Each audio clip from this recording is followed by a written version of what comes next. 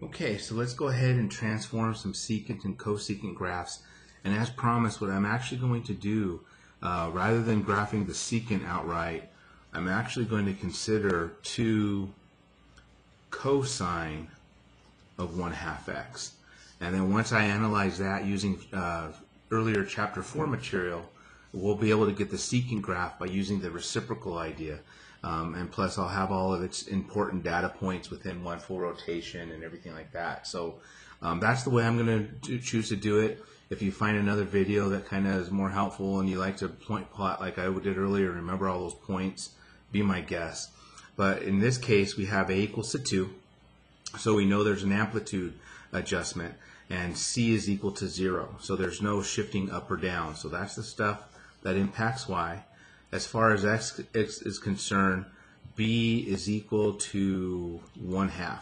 So that means our new period is going to be 2 pi over 1/2, which is 2 pi times 2, which is 4 pi. All right, and then there is no d. d is equal to 0. So really all I have to do is multiply by a and then divide by b, which is basically multiplying by 2. So again, for a cosine graph, the main data points on a cosine graph are 0, pi over 2, pi, 3 pi over 2, and 2 pi. Right? So those are the big ones. And cosine starts at 1, goes to 0, -1, 0, and 1. So we're going to take all our y values and multiply them by 2, and I'm going to take all my x values and divide them by 1/2. Of course, if I divide by 1/2, that's the same thing as multiplying by 2. So my new data is going to basically be 0, pi, 2 pi, 3 pi, and 4 pi, and 2, 0, -2, 0, and 2. So that's basically going to be our cosine graph. So let me go ahead and put that here in red.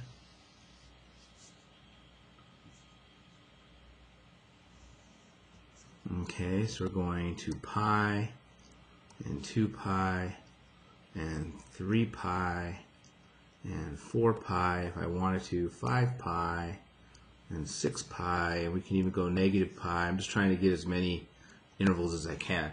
And so to graph the cosine, we got 1 and -1 respectively. We're going to start at 0, 2,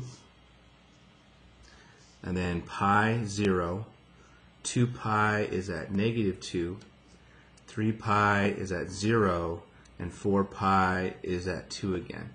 And then it's just going to keep repeating this pattern, right, over and over and over again. Okay, so in red, I think I got everything. So in red, here's basically your sketch of this cosine graph that has an amplitude change of 2, okay, and a period that's been stretched out to 4 pi. All right, so there's that graph. Of course, to graph the cosecant graph, let me go ahead and go to black. Right, wherever we cross the x-axis, wherever we cross our equilibrium, the secant graph is going to have an asymptote. Okay, because that's there's going to be a division by 0. So wherever we're crossing, we're going to have an asymptote. Okay, and then wherever we're a low point becomes a high point, or excuse me, wherever we're a high point becomes a low point for the secant. So that's that stuff. And wherever we're a low point becomes a high point for the secant.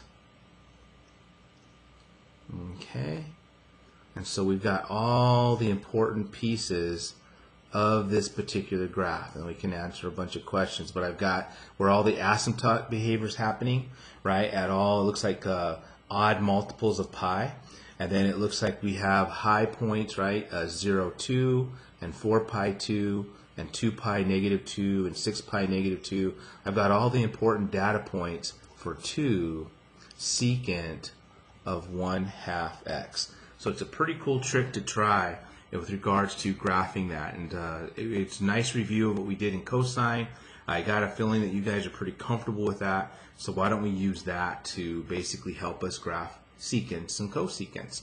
So what about that cosecant graph, right? We have 1/2 cosecant of 2x.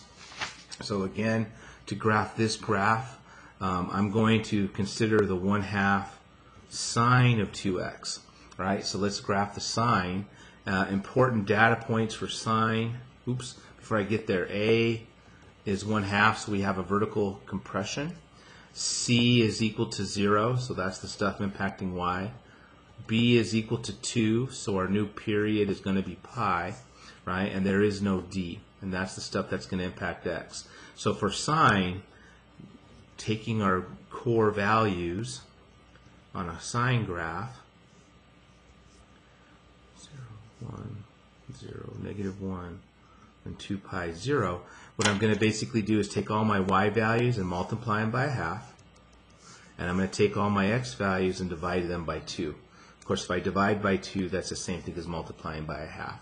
So my new data for the sine graph would be 0, 1/2, 0, -1/2, 0. And then along this, we get 0. If we multiply that by 1/2, we get pi over 4. Multiply by 1/2, we get pi over 2, 3 pi over 4, and pi. So there's basically one thing of sine. So I'll go to my grid, and we have 0, we got pi over 4, pi over 2, 3 pi over 4, and pi. And if you wanted to keep going out, right, the next one would be 5 pi over 4, and 3 pi over 2, and then eventually 7 pi over 4, and then 2 pi. We can even go negatively, right? Negative pi over 4, negative pi over 2, negative 3 pi over 4, and negative pi. So that's probably enough. And so to graph the sine, we're going to be starting at, there's 1 and -1 respectively. We're going to be starting at 0, and then we're going to be at pi over 4.5. We're going to be at pi over 2, 0, 3 pi over 4, and -1/2, and then 0. And then this action is just going to keep repeating itself forever and ever and ever, right? And so come down, up, down, and up. So here is the graph of the sine function, right? For a lot of periods. And so again, to get the graph of the cosecant, wherever we are crossing the asymptote, or excuse me, the equilibrium, we're going to have a vertical asymptote. So we have several vertical asymptotes in this graph at every location where I am crossing, all right, the equilibrium, and then where I'm a high point on sine becomes a low point for the cosecant, right? So we basically have all those local minimums on the secant graph, and then wherever I'm a low point is basically a high point on my secant. And so there would basically be a graph of 1/2 cosecant of 2x. So it's got a minimum at pi over 4 half, right? It's got a maximum at 3 pi over 4 -1/2, at 5 pi over 4.5, and 7 pi over 4 -1/2. And it's got vertical asymptotes at 0, pi over 2, pi, 3 pi over 2, and 2 pi, etc., etc., etc. So we got all the major data points, all right, got them nice and graphed with regard to 1/2 cosecant of 2x. So there's the trick. Basically change it to a sine or cosine, respectively, graph it using stuff that we learned in 4.1 and 4.2, and then use the reciprocal idea to, I guess, basically split that graph up into its corresponding secant or cosecant graph. Okay, so there's a start. We'll do some more complicated ones. Right now we just had an A and a B, so what happens when we throw D and C in there? And we'll take a look at that in some future videos.